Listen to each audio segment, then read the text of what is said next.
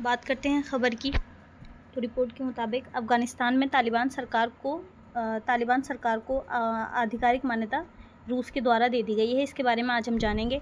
तो सबसे पहले हम जान लेते हैं कि अफ़गानिस्तान के 15 अगस्त 2021 को तालिबान ने अफ़गानिस्तान में अपने पैर जमा लिए थे, यानी वहाँ पर उन्होंने अपना शासन शुरू कर दिया था। अफ़गानिस्तान पर तभी से कब्ज़ा और शासन जो है वो तालिबान सरकार का ही रहा है। लेकिन अब जो ये चर्चाओं में है, तो इसकी चर्चाओं में होने की जो वजह है वो ये कि अब जो खबर है वो क्या है, अफ़गानिस्तान में तालिबान सरकार को मिली मान्यता। तो ये तो 2021 से मिली हुई है, लेकिन अब जो है रूस ने अफ़गानिस्तान में तालिबान सरकार को आधिकारिक मान्यता दे दी है।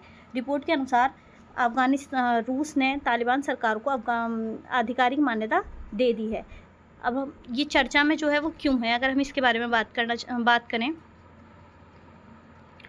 तो हम देखेंगे कि रिपोर्ट के अनुसार, अगर हम देखते हैं खबर के अनुसार, आधिकारिक मान्यता जो है वो दे दी गई है। तो रिपोर्ट के अनुसार ये घोषणा जो है वो गुरुवार को अफ़गान के विदेश मंत्री आमिर खान मुत्तकी और रूस के राजदूत के बीच हुई बैठक के बाद की गई थी।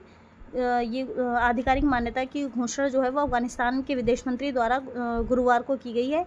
और अफ़गान के विदेश मंत्री आमिर खान मुत्तकी का कहना है कि ये जो है ये साहसी फैसला रहा है हम और दूसरों के लिए एक मिसाल कायम करेगा। अब मान्यता की प्रक्रिया जो है वो शुरू हो चुकी है।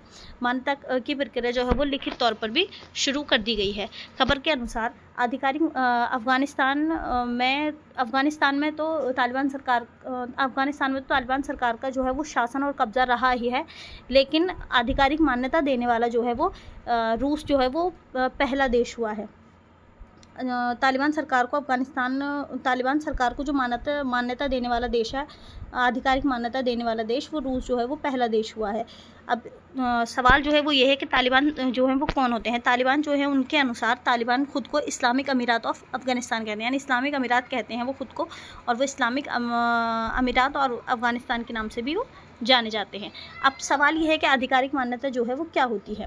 अगर हम देखें तो आधिकारिक मान्यता जो है वो एक देश दूसरे देश को जो है वो एक स्वतंत्र राष्ट्र मानने के लिए तैयार हो जाता है, और उस देश की अपनी एक सीमा भी रहती है जो वह दूसरे देशों में रिश्ते बन सकते हैं। यानी अफ़गानिस्तान और रूस के द्वारा जो है वो अब दूसरे देशों से भी रिश्ते बन सकते हैं। लेकिन यहाँ पे सोचने की बात यह है कि जिस तरह पाकिस्तान की लड़ाई में और ये रूस और भारत के भी काफ़ी अच्छे रिश्ते रहे हैं, लेकिन देखना अब यह है कि क्या भारत भी तालिबान को जो है वो आधिकारिक मान्यता देता है या आधिकारिक मान्यता देता है या नहीं, और क्या अमेरिका जो है वो इनमें से अब हम देखें, इसका असर जो है वो ये भी हो सकता है कि इनमें से कौन कौन से देश जो हैं वो तालिबान सरकार को जो है वो एक मतलब निगेटिविटी के तौर पर देखते हैं, या मतलब कौन कौन से देश जो हैं वो ऐसे हो सकते हैं जो तालिबान को जो है वो आधिकारिक मान्यता दे सकते हैं। अगर हम देखें अमेरिका, तो अमेरिका ने काबुल से जो है वो अपनी सेना जो है वो हटा ली है, लेकिन आधिकारिक मान्यता जो है वो अभी भी उसने अब तक जो है अफ़गानिस्तान को नहीं दी थी। लेकिन अब आगे देखते हैं कि क्या होता है। ये मान्यता, अगर हम इसकी बात करें आधिकारिक मान्यता, तो ये जो है ये 1933 की मॉन्टेविडियो संधि अंतर्राष्ट्रीय कानून पर आधारित होती है। यानी ये जो मान्यता है इसकी जो अगर हम देखते हैं, इसकी मान्यता जो है वो 1933 को मॉन्टेविडियो संधि के द्वारा हो गई, और इसके लिए आधिकारिक मान्यता के लिए जो है वो 4 शर्तें हैं।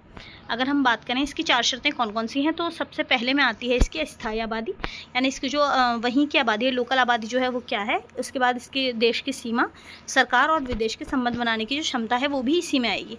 इसके लिए जो है शर्तें हैं। इसके बाद अगर हम देखते हैं दूसरी बात, अगर हम इसके बाद देखते हैं तो रूस ने जो है ये मान्यता देने के बाद जो है वो क्या कहा है। रूस ने ये मान्यता, अब हम कह सकते हैं कि रूस ने जो है ये मान्यता कुछ अपने फ़ायदे के लिए भी की हो, या अफ़गानिस्तान से जो है वो अपने कुछ आयात या निर्यात करने के लिए की हो। तो रूस ने जो है इस मान्यता के लिए बोला है कि मान्यता देने से जो है द्विपक्षीय सहयोग तेज़ी से बढ़ेगा, यानी एक पक्ष से दूसरे पक्ष का जो सहयोग है वो तेज़ी से बढ़ेगा। रूस के विदेश मंत्रालय ने भी ये बयान जारी किया है।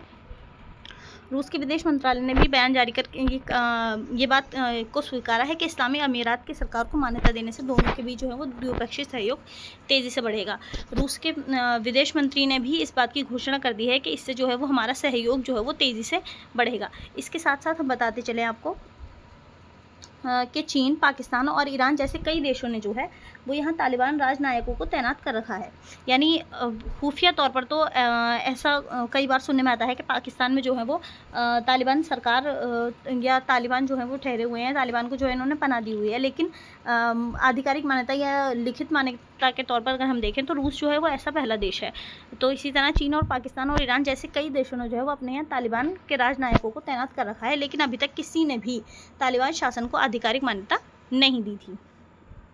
इसके बाद अगर हम देखते हैं तो रूस ने जो है ये ऐलान गुरुवार को किया था। अब आज के लिए इतना ही, बाकी हम अगली वीडियो में देखेंगे।